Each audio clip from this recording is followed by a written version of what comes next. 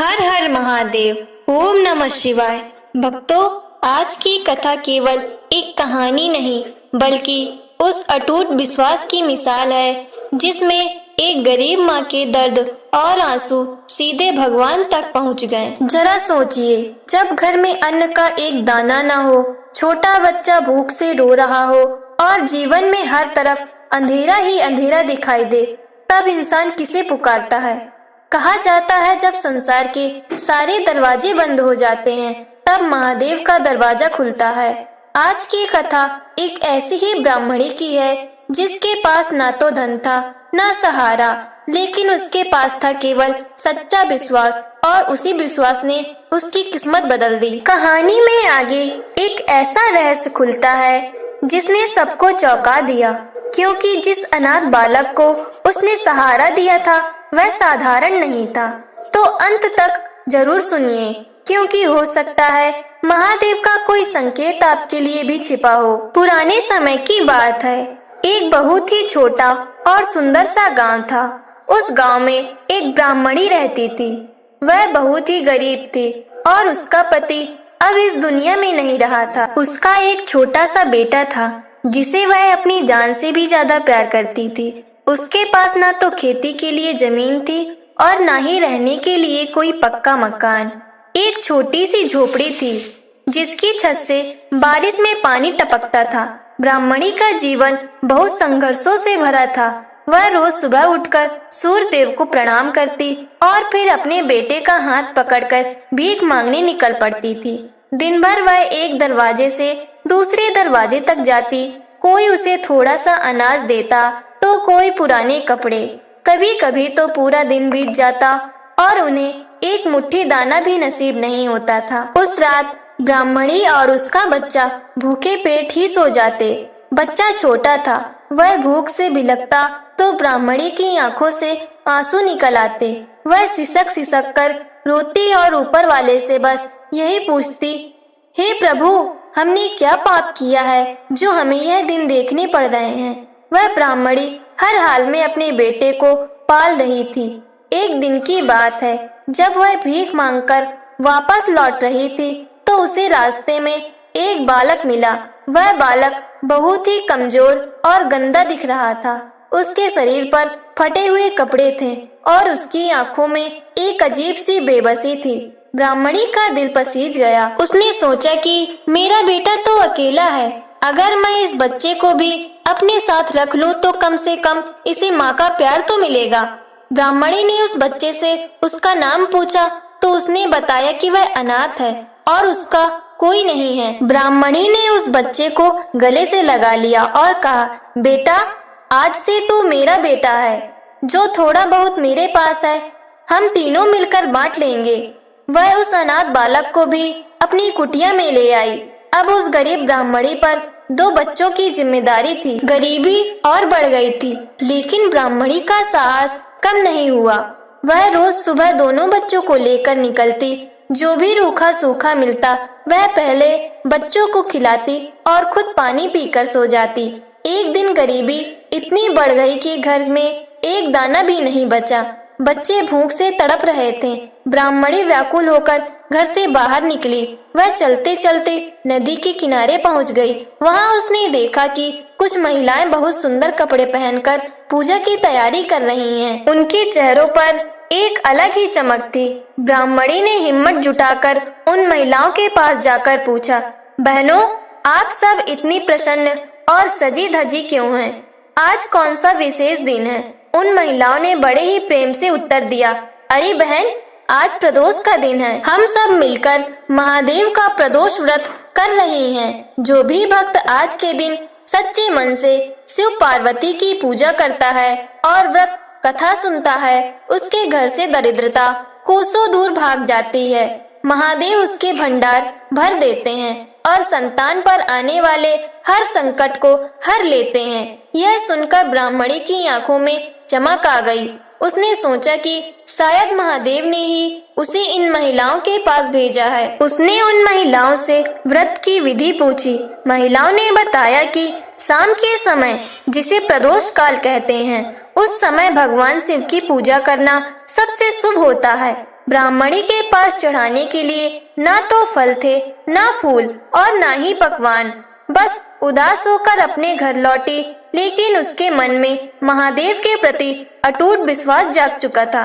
घर पहुंचकर उसने दोनों बच्चे को गले लगाया और कहा, बच्चों, आज हम भूखे नहीं सोएंगे। आज हम अपने दुखों की अर्जी महादेव के दरबार में लगाएंगे। उसने अपनी फटी हुई साड़ी को साफ किया और अपनी छोटी सी कुटिया के एक कोने को लीपकर साफ किया। वहां उसने मिट्टी से एक छोटा सा शिवलिंग बनाया। उसके पास दीपक जलाने के लिए घी नहीं था, तो उसने सरसों के तेल का एक छोटा सा दीपक जलाया। उसने जंगली फूलों को इकट्ठा किया और बड़े ही भाव से उन्हें शिवलिंग पर चढ़ाया। वह सिसक सिसक कर रोने लगी और बोली, हे भोलेनाथ, मेरे पास आपको देने के लिए कुछ नहीं है, बस ये आंसू हैं और मेरा ये अटूट विश्वास है। मेरे बच्चों को भूख से बचा लो प्रभु, इस अनाथ बच्चे को सहारा दे दो। वह पूरी रात जागकर शिव के नाम का जाप करती रही। उसके मन में एक अजीब सी शांति थी, जैसे उसे लग रहा हो कि महादेव उसकी पुकार सुन रहे हैं। अगले दिन सुबह जब वह उठी तो उसके दरवाजे पर एक अजनबी व्यक्ति खड़ा था। उसने ब्राह्मणी को देखते ही प्रणाम किया और एक भारी पोटली उसके हाथ में थमा दी। ब्राह्मणी हैरान थी। उसने पूछा, भाई, तुम कौन हो और यह सब क्या है? उस व्यक्ति ने कहा, माँ, मैं पास के नगर का सेठ का सेवक हूँ। कल रात सेठ जी के सपने में महादेव आए थे और उन्होंने आदेश दिया कि इस कुटिया में रहने वाली माँ और उसके बच्चों को अन्न और वस्त्र पहुँचा दिए जाएं। पोटली खोलकर देखा तो उसमें बढ़िया अनाज, नए कपड़े और कुछ स्वर्ण मुद्रिकाएं थी। ब्राह्मणी की आंखों से खुशी के आंसू बह निकले। उसे विश्वास हो गया कि यह सब महादेव की ही लीला है। उसने उन दोनों बच्चों को नए कपड़े पहनाए और भरपेट भोजन कराया। लेकिन कहानी में अभी एक बड़ा मोड़ आना बाकी था। वह अनाथ बालक जिसे ब्राह्मणी ने गोद लिया था, वह साधारण बालक नहीं था। जैसे जैसे दिन बीतते गए, ब्राह्मणी का विश्वास महादेव पर और भी गहरा होता गया। वह हर महीने की दोनों त्रयोदशी को पूरी निष्ठा के साथ प्रदोष व्रत करने लगी। अब उनके घर में खाने की कमी नहीं थी, लेकिन ब्राह्मणी का स्वभाव नहीं बदला। वह अभी भी उतनी ही सरल और दयालु थी। वह जो अनाथ बालक उनके साथ रह रहा था, वह धीरे धीरे बड़ा होने लगा था। उस बालक का नाम धर्मगुप्त था। धर्मगुप्त बहुत ही शांत और आज्ञाकारी था, लेकिन उसके मन में हमेशा यह सवाल रहता था कि उसके असली माता पिता कौन थे और वह इस हाल में कैसे पहुंचा। एक दिन जब ब्राह्मणी और दोनों बालक जंगल के रास्ते से कहीं जा रहे थे, तो उन्हें रास्ते में एक बहुत ही भव्य महल के अवशेष दिखे। धर्मगुप्त उस जगह को देखकर अचानक रुक गया। उसे धुंधली सी यादें आने लगी। उसे लगा जैसे उसने यह जगह पहले कभी देखी हो। उसी समय वहां से कुछ घुड़सवार गुजरे। उन्होंने जब धर्मगुप्त को देखा तो वे चौंक गए।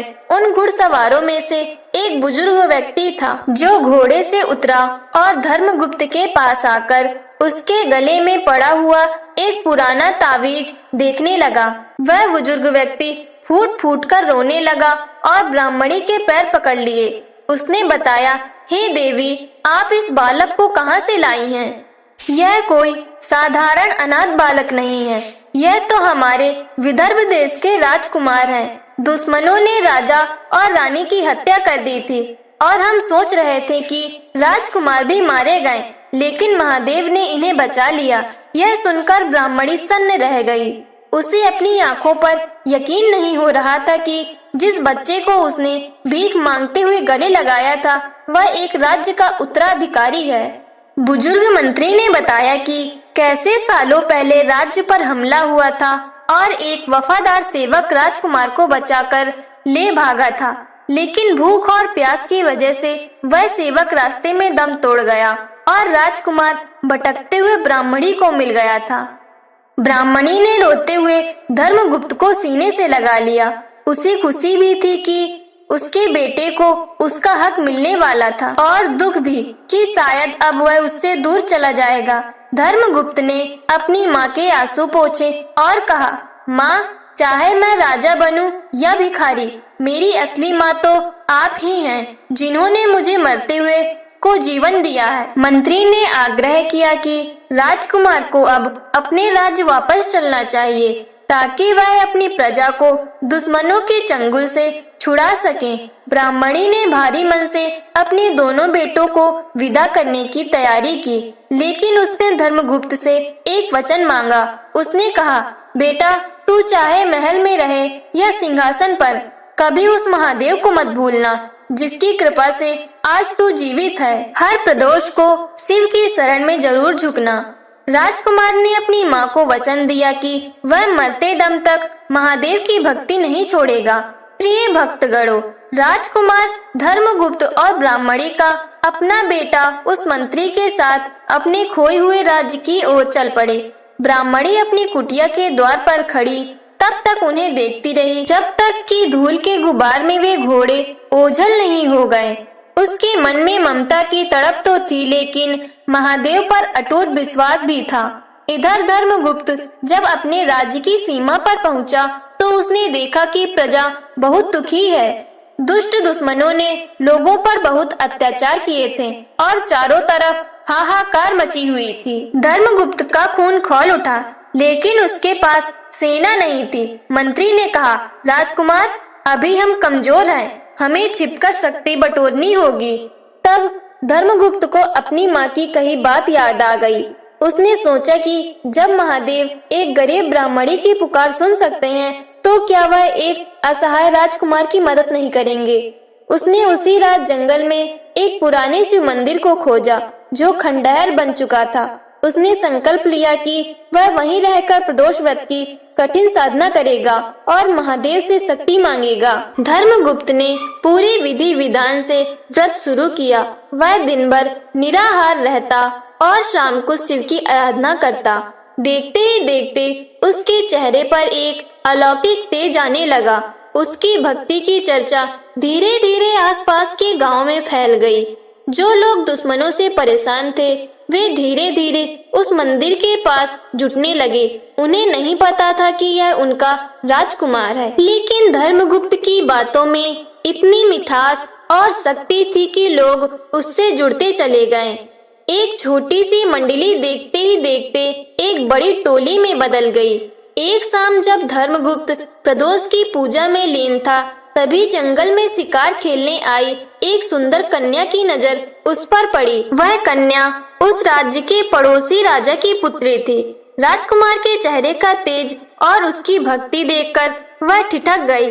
उसने अपने पिता से जाकर कहा कि उसने जंगल में एक अद्भुत युवक को देखा है, जो साधारण नहीं लगता। राजा भी अपनी पुत्री की बात सुनकर उस मंदिर में पहुँचे। जब उन्होंने धर्मगुप्त से परिचय पूछा तो सच्चाई जानकर उनकी आंखों में आंसू आ गए। उस राजा ने धर्मगुप्त की वीरता और भक्ति को देखते हुए अपनी सेना देने का प्रस्ताव रखा।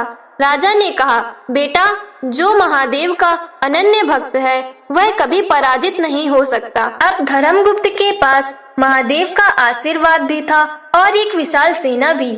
उसने अपने राज्य पर आक्रमण करने की योजना बनाई, लेकिन वह युद्ध केवल तलवारों का नहीं बल्कि अधर्म पर धर्म की जीत का होने वाला था। मेरे प्यारे भक्तों, अब वह समय आ गया था जब महादेव की शक्ति का चमत्कार पूरी दुनिया को दिखाना था।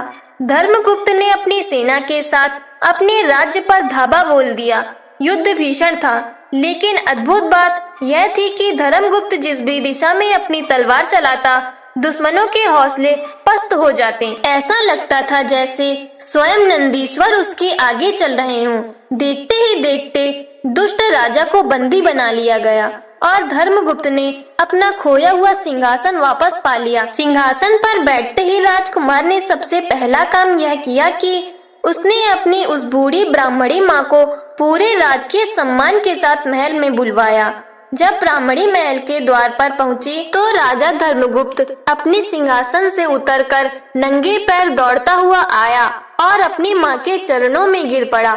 उसने रोते हुए कहा, माँ, यह राजपाट, यह वैभव सब आपकी दी हुई शिक्षा है और उस प्रदोष व्रत का फल है। जो आपने मुझे सिखाया था। पूरा दरबार यह देखकर भावुक हो गया कि एक राजा अपनी गरीब माँ के चरणों की धूल माथे पर लगा रहा है। ब्राह्मणी ने सिसकते हुए अपने दोनों बेटों को गले से लगा लिया और कहा, बेटा, यह मेरी जीत नहीं, यह तो मेरे भोलेनाथ के न्याय की जीत है। धर्मगुप्त ने पूरे राज्य में ढिंढोरा पिटवा दिया कि अब से विदर्भ देश का हर नागरिक प्रदोष व्रत का पालन करेगा। उसने जगह जगह भव्य शिव मंदिरों का निर्माण करवाया और भूखों के लिए अन्य क्षेत्र खुलवाए। वह गरीब ब्राह्मणी अब राजमाता बन चुकी थी, लेकिन उसका मन अब भी महादेव की सेवा में ही लगा रहता था। अंत में जब ब्राह्मणी और धर्मगुप्त का समय पूरा हुआ तो स्वयं शिवगण उन्हें लेने आए और उन्हें शिवलोक में स्थान मिला। यह कथा हमें सिखाती है कि चाहे परिस्थितियां कितनी भी विकट क्यों ना हो, अगर हमारा विश्वास अडिग है और हम प्रदोष व्रत का पालन करते हैं तो महादेव असंभव को भी संभव कर देते हैं। भोलेनाथ ने जैसे ब्राह्मणी के दिन फेरे, वैसे ही वे आपकी और हमारी हर मनोकामना को पूर्ण करें। आशा है भक्तों, आपको शीतल साधना की यह कथा पसंद आई होगी। कमेंट में जय भोलेनाथ लिखना ना भूले। भगवान शिव आप सबका कल्याण करे। तो बड़े भक्ति भाव के साथ बोलिए, देवों की देव महादेव की जय।